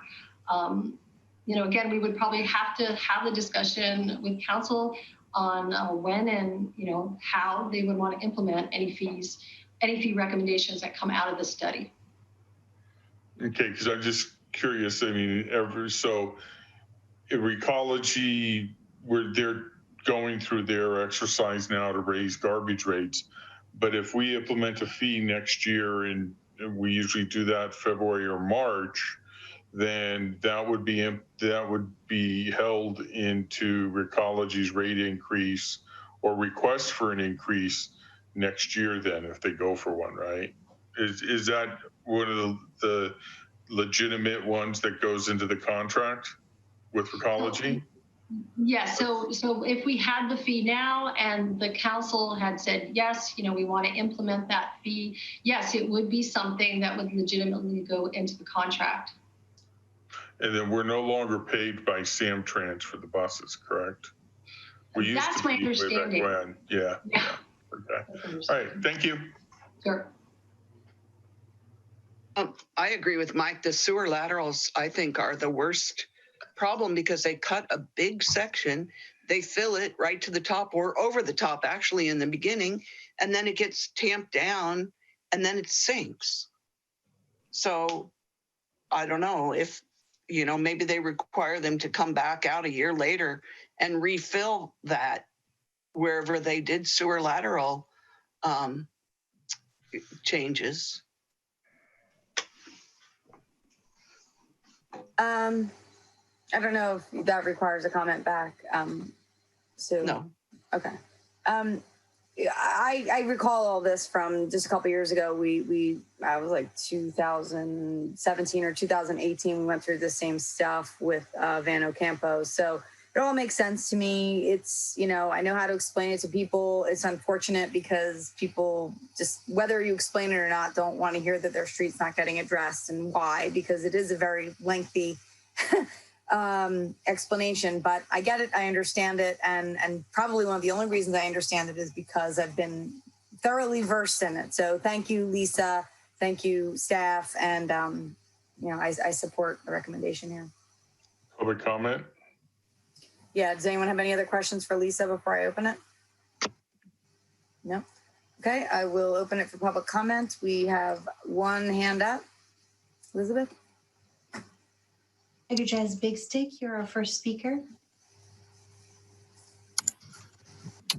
Thank you, Honorable Mayor and Council. I'm Tiger Jazz, Twirls Big Stick of Pacifica. And thank you, Director Peterson. It was a great presentation, and it's great to have your expertise here. And hopefully you're getting us off on the right foot where we desperately need it in terms of our pavement condition index. So my question, I have a question, and everything you said was great, and it sounds like a really good plan. And my lingering question, and it might be a better question served in the Vision 2025 and beyond discussion, but it's kind of dovetailing off what Mayor Martin said about it being very unsatisfying for some folks. And for me, the most visceral demonstration I have in my mind is Rockaway Beach Avenue, where my understanding is that's basically a zero condition on the pavement index. And my understanding is that that's an example of a road that absolutely will need a full reconstruction.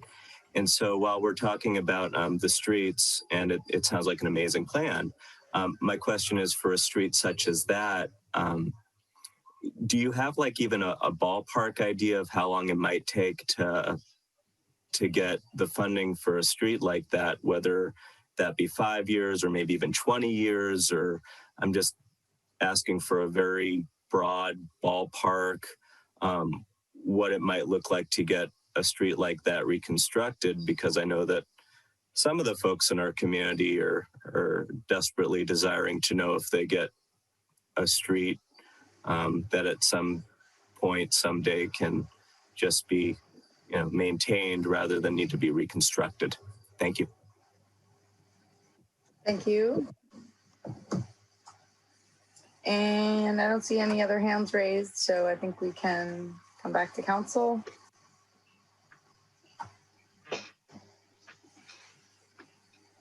Lisa, would you mind addressing Tiger's question?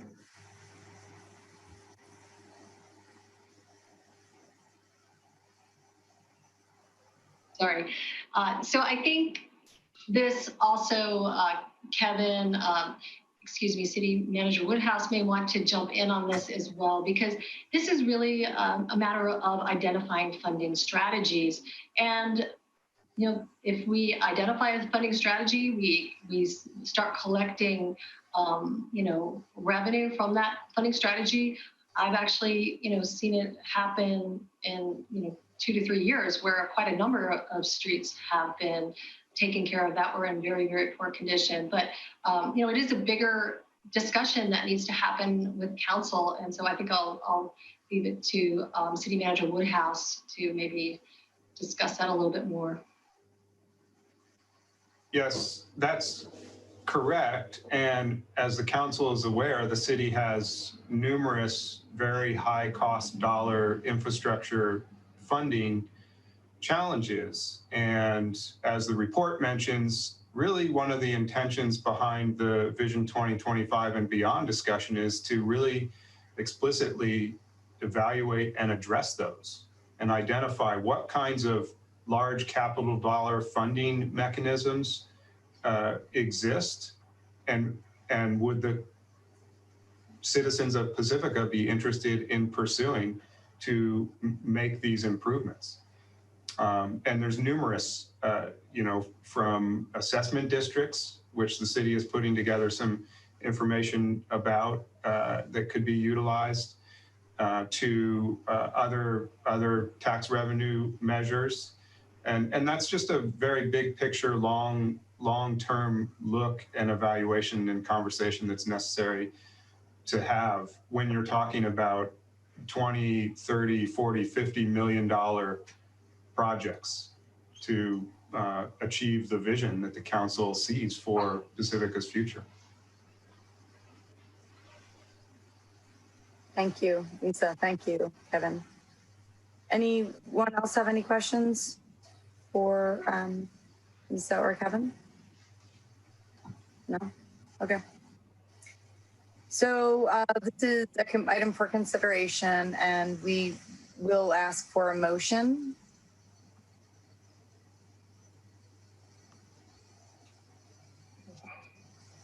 Anyone want to make a motion? I'm looking for the motion. Oh, okay. Let's see.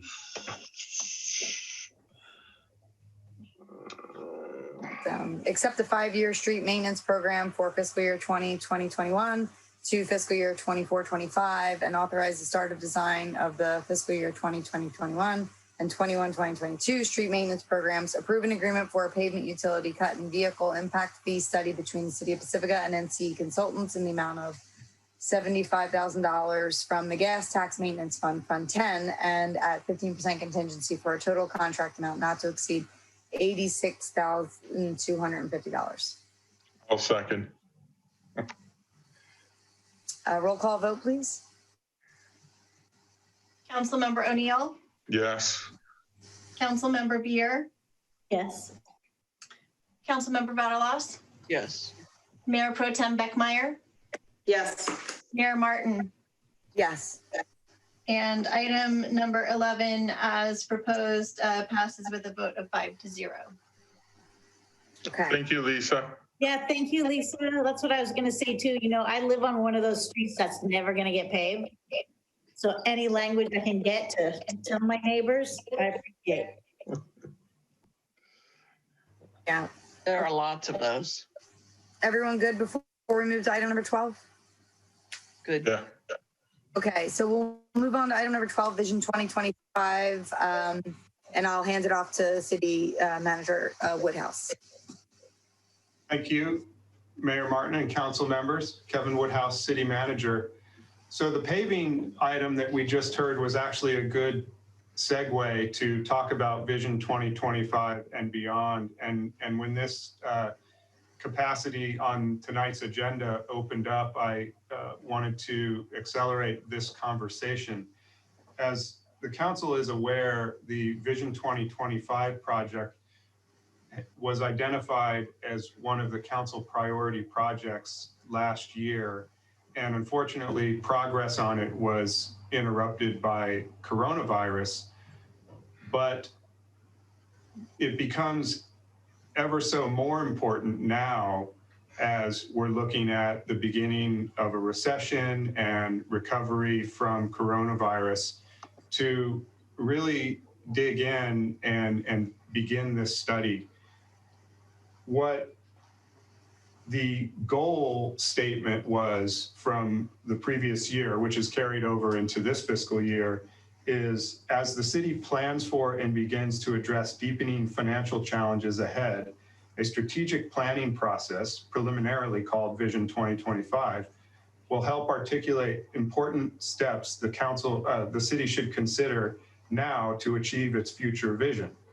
Development of a Vision 2025 report would entail community engagement, a baseline community survey, detailed financial forecasting, detailed economic development planning, and evaluation of potential revenue generation options. So last year, as I began researching the scope and what the key elements of the request for proposals would be to hire a consultant to lead this study, and the council had budgeted last year and it was carried over into this year, $100,000 to do this significant kind of study.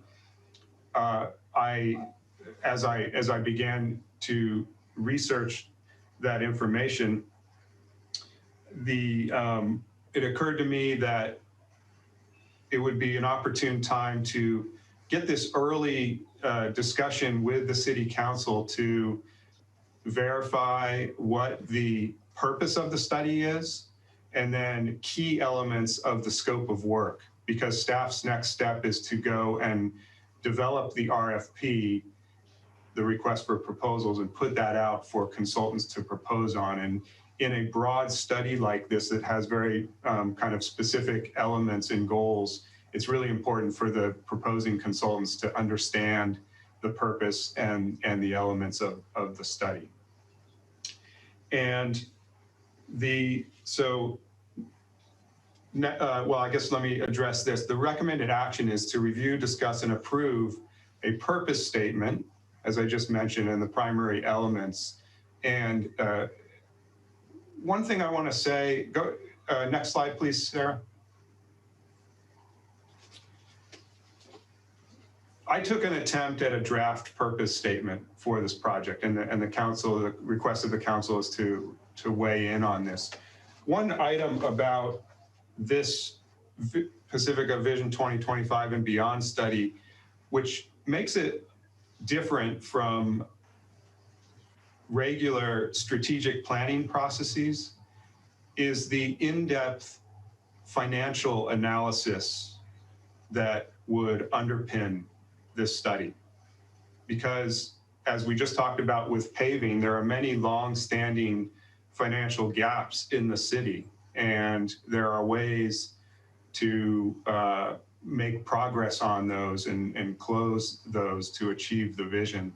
So, you know, a normal strategic planning process would look at a mission statement and goals and objectives and evaluate that in the direction we're heading and what is that vision. But this will bring those elements together, but dig deep into the city's finances. What are our expenditure forecast needs? What are our revenue forecasts?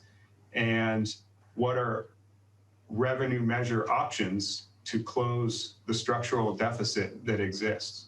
Ever since I've been city manager here, I've presented to the council how expenditures are outpacing our revenues. And that's not a sustainable vision for the city. So thus the importance of this aspect of the study. I should mention that back in 2006, 2007 timeframe, a sort of strategic planning process was pursued in the city. And again, it didn't contain the detailed financial underpinning aspect of that study, but it did lead to goals and objectives that really have continued throughout the decades here in Pacifica and are still prominent elements of today's city council goals and priority projects. Next slide, please. So we'll come back and put the draft purpose statement up there during council discussion, but to touch on the major scope elements, as I mentioned, the first major element is the significant financial forecasting. And while it's difficult to do financial forecasting right now, it is something that needs to be done, and to bring in consultant expertise on economic and tax revenue expertise to do that detailed revenue and expenditure forecasting, emphasizing the first few years. We may know more information may readily be forecasted for the initial few years, but also having the out years forecasted. And this work, depending on the timing of how this project aligns, could benefit our budget development process for next fiscal year. Another significant element, and perhaps different than the 2006-2007 project that was done, and what we've implemented for many of our major projects these recent years, is significant public engagement. And depending on coronavirus restrictions, you know, robust tabletop discussions, deliberative engagement, if we can achieve that safely, and to really, you know, well, combined with surveying and either doing a community-wide survey, baseline survey on some of the topics, and or using the flash vote tool that we're going to start using to really get public engagement and input on the process. So it's a major element of the project. Next slide, please. Again, I mentioned that apart from the financial analysis, you have looking at the financing mechanism. So what are, we call them revenue enhancement strategies. What are potential major revenue enhancement options, whether they're voter approved measures or, as Director Peterson just presented, fees that are implemented, and what would those revenues yield? So that's a significant part of the analysis. Additionally, this council has really emphasized economic development strategies. And as we head into sort of a different normal post-COVID, what are the economic development strategies that we need to be focused on? And the study could look at and recommend changes to our economic development strategic plan and specific steps for the near future related to economic development. And finally, and I think very importantly, if anyone looks at the list of 19 council priorities from the last couple years, there's really a story in all of those council priorities, whether it's related to affordable housing, key infrastructure projects like the seawall, special other projects, street paving we talked about, environmental sustainability, and the list goes on. And I see as one element of this is to take all of those vision pieces that each of those projects represents and really craft together the future of Pacifica vision out of all of those goals and go out, receive input on that and refine the vision with community and city council input. And then a product coming out of this is to really develop the communication materials, call it branding, if you will, maybe that's not an accurate term, but that helps tell that story about Pacifica and what that vision is, because that will help explain the various revenue enhancement measures that may be necessary or other ways to achieve that vision.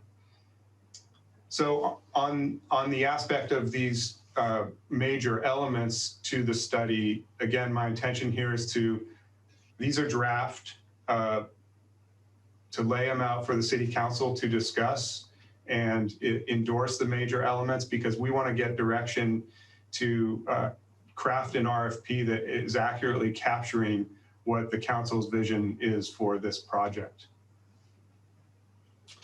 And I believe that completes my presentation on this. Available for questions.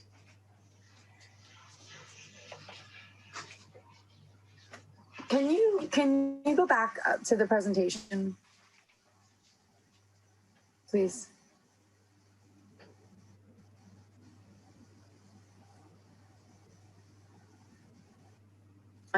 Sorry, can you go down? I forget which slide it was. Hang on. Go down the next slide.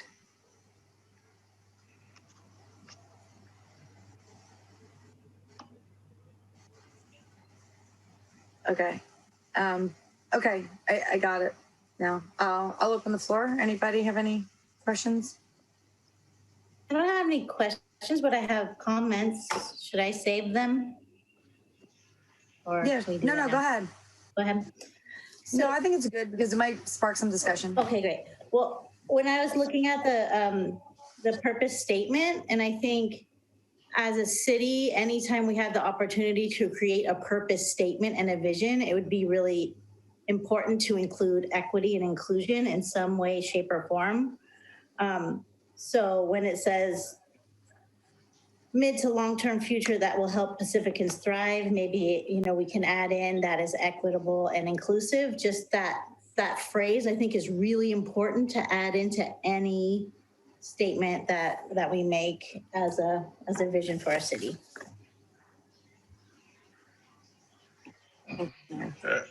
Equitable and inclusive to all Pacificans, something like that. Madam Mayor, if you're going to actually start making edits to the purpose, we should probably have public comment first. Okay. Okay, that's a good. Anybody have any questions then before that? No.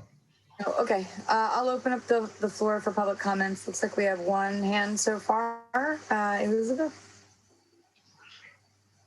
Kimberly Williams, you'll be our first speaker. Please state your name for the record.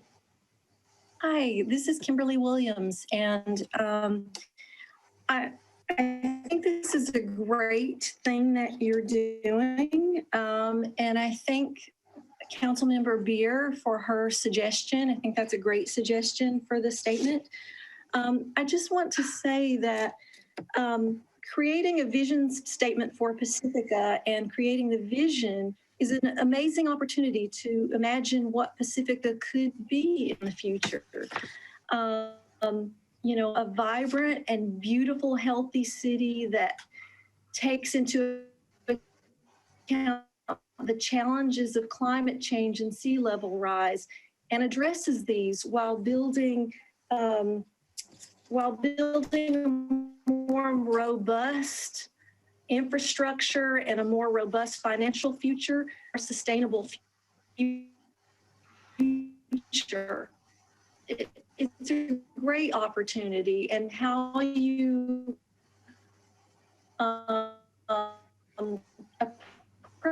Kimberly, you're breaking up. Is going to be critical. So I encourage you to think about, it's an opportunity to plan for solutions. Oh gosh, I'm sorry. Opportunity to plan for solutions that can build in ways to help those who currently reside in Pacifica, but also build a great future for the people who will reside here in the future, the young people. And I encourage you to take advantage of that. Thank you. Thanks, Kimberly. You broke up there a little bit, but we got the gist. So thank you very much.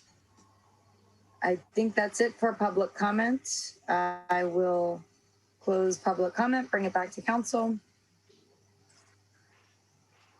Going back to the statement that Mary wanted to revise of the vision statement, you had in there you had opportunities, and I forget the other word, but I think let's see, opportunities, challenges, and strategies to achieve this vision, because I think, you know, we have challenges with sea level rise. We have challenges with fire storms or whatever. We also have challenges for infrastructure and finance. So I think just putting the word challenge there, or challenges, would add, you know, something to the statement. Great, thanks. One item that I do want to clarify, and I thought of this after writing the report. I want to be clear that this is the purpose statement for the RFP and for the study, but not intended to be a vision statement, because the project is intended to develop the vision. So it's a nuanced thing. Obviously, the purpose is important, and the recommendations that have been made so far, I think, are perfect for the purpose statement, but it's not intended to capture what the vision is. It's intended to direct the purpose of this study. Does that make sense? Or yeah, it makes sense, but even having the word vision in the title is a little misleading, because you think, oh, we're creating a vision statement. Yeah, that's what people will see when they see this. would it help clarify that difference by saying the purpose of the Pacifica Vision 2025 and beyond? Well, it says project, so that's what I was going to add, and it's already in there. Study, or I don't know what would help clarify that.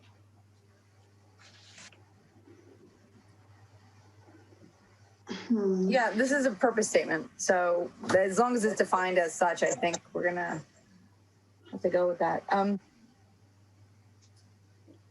So, you know, as Mary brought up equity, naturally I'd like to bring up climate. And I had sent you and Tina and one of the planning commissioners, some information that was released from the United States Army that basically is a policy statement that says that any decisions that we make have to take into consideration climate predictions. And the U.S. Navy will probably adopt that very soon.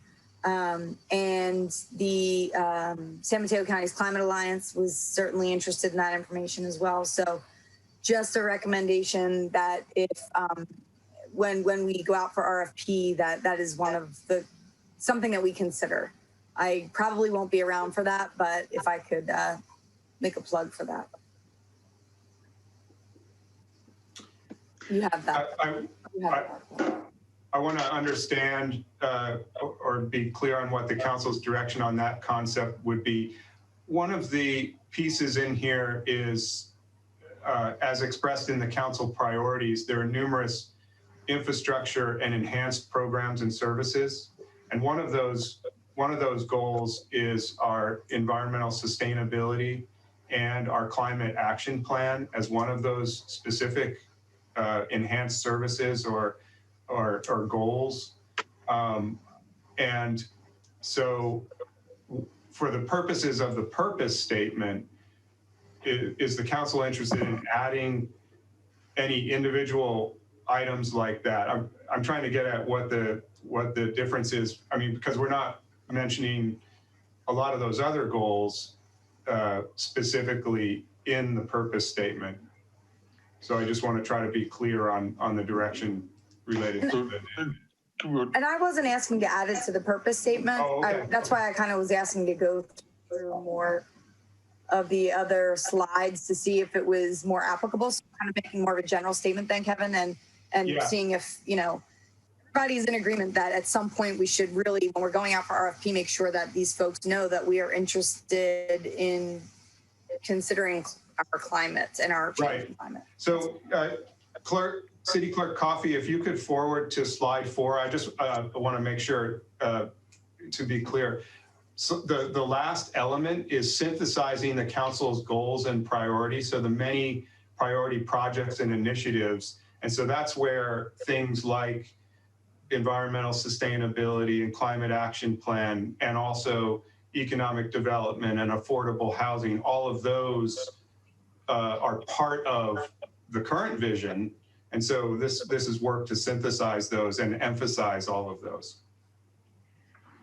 I agree with Mayor Martin's point, and as I was going back and forth between the item or the paragraph on page 171 and the one on 172, and looking at the purpose and scope of this, if there's a way to incorporate the notion of resiliency, because I feel like it addresses a few different areas.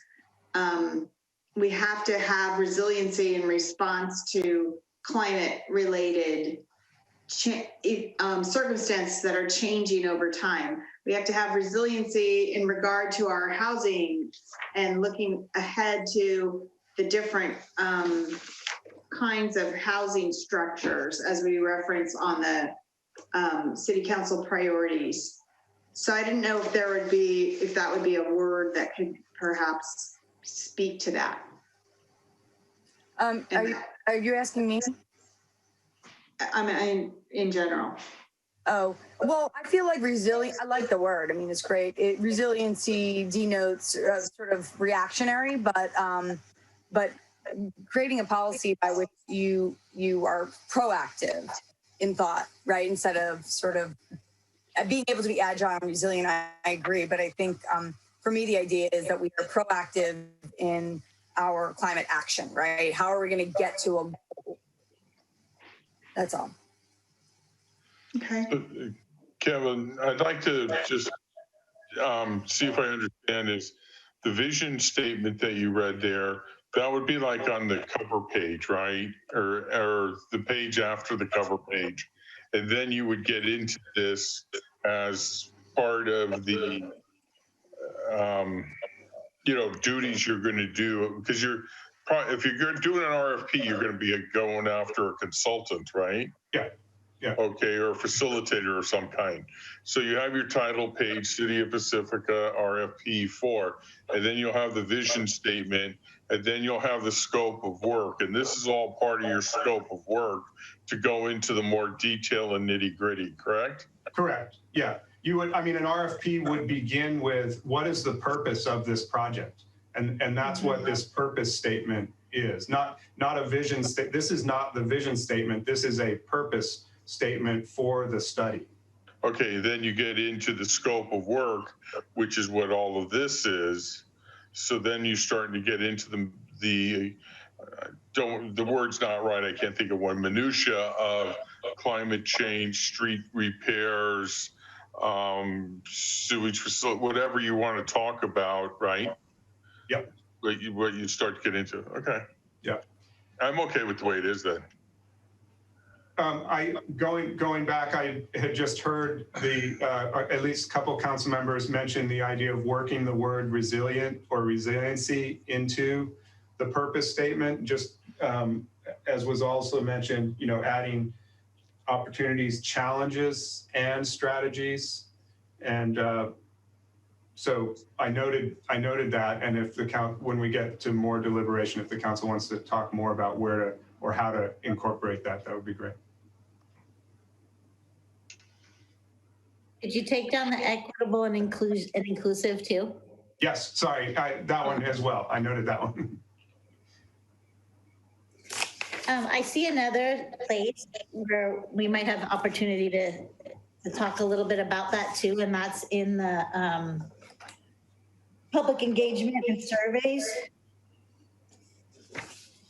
Somehow, if we can put like within and across all sectors to ensure equity and opportunity or something like that. Mm-hmm. And are you, Councilmember Beer, are you suggesting that when the surveys of the public are done, that there are questions about equity and inclusion? Or, sorry, you're on. I'm talking about when the surveys are implemented. Mm-hmm. Like they have to go across all the sectors. So being inclusive of all points of view? Is that what you're referring to, Or Mary? of all people. All people, yes, yeah. All people, yeah. Yeah.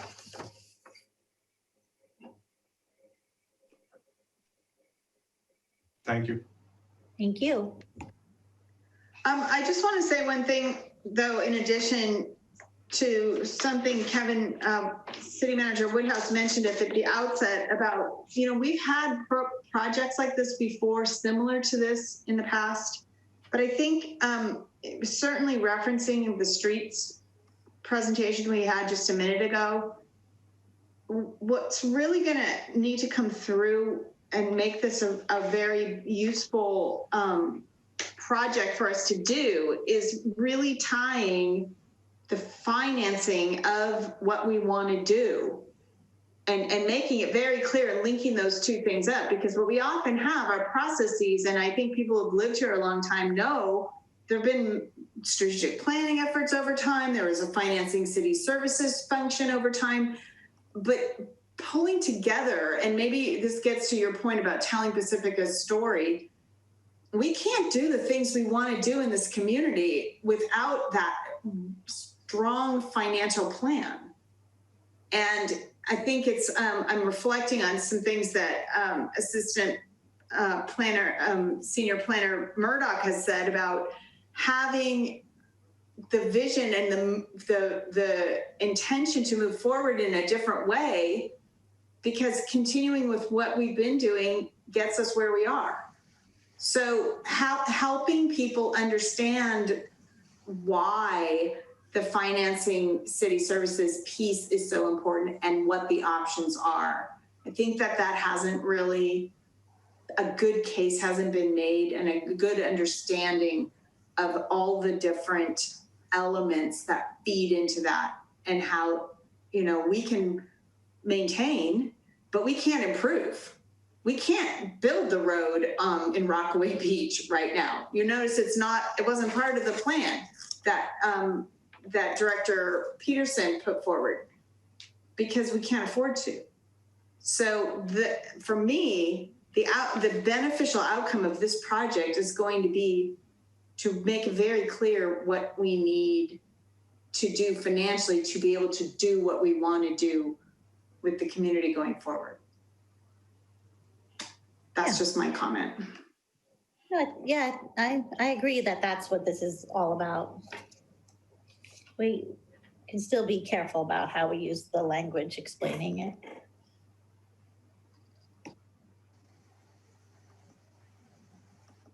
So I've so far heard adding to the purpose statement, the equitable, inclusive to all Pacificans, adding challenges when down there, opportunities, challenges, and strategies, as well as working in resiliency or a resilient future.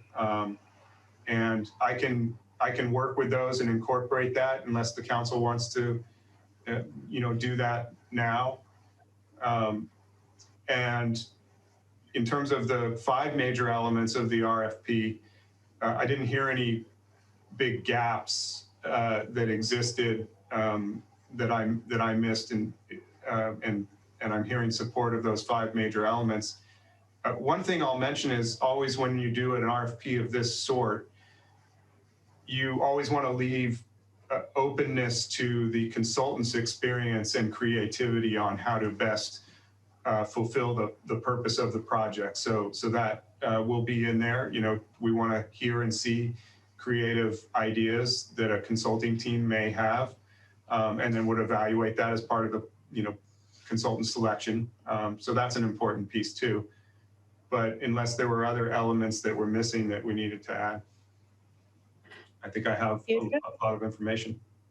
No, I mean, I didn't hear you repeat back what I said, but I think it is because I agreed that it would be on, it was slide 4 as a part of building, that into our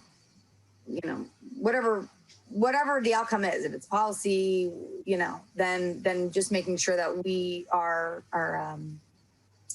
incorporating our consideration for climate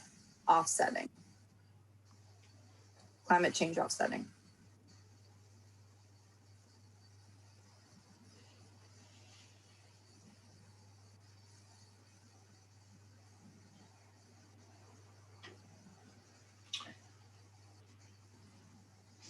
Okay. Any other input? So, I think unless council wants to revise the purpose statement now, I would recommend that Kevin, you work your magic, and then does it come back to council, or we just agree that Kevin will do a good job and we support that?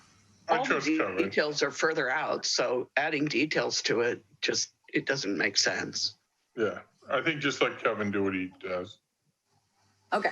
And the other thing I'll mention, the report mentions it a little bit, but I had preliminarily just titled this Vision 2025 and Beyond, because we've sort of lost a year in the process, and it doesn't sound that great to say Vision 2026. That's just my take though. But through the process, the end product of this will probably result in some different and creative title of what the product is. So this is just a working title to start the project. I don't know if there's any input on that. Okay. No, sounds fine. All right, do we need to make a motion? Either a head nod or a motion in terms of endorsing the purpose statement with those additions would be great. Okay. Deirdre doesn't put her thumb out. Go. Okay, head nod. All right. That works for me. I appreciate it, and it'll be an exciting endeavor. Wonderful. Well, that's great. Thank you, Kevin. All right. That's it, I think. 9/11, and Yeah. I think that's it. We will adjourn this meeting, and I guess we can watch TV. Yeah. Everyone have a good night. Thank you. Good night. 9/11 will adjourn. Bye. Good night.